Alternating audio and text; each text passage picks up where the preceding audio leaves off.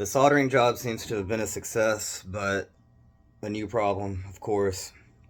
So let's see if it does like it did a second ago.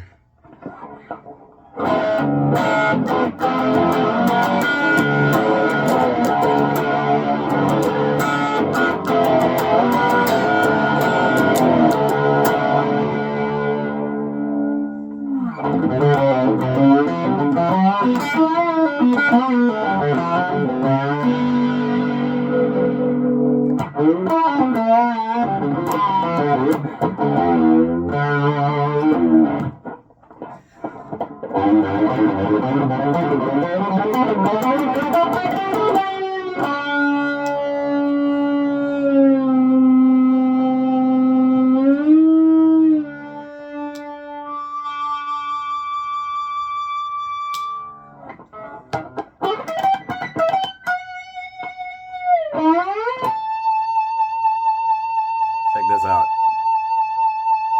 As long as you want it. Then if you want the feedback, flip that, which I won't do right there. But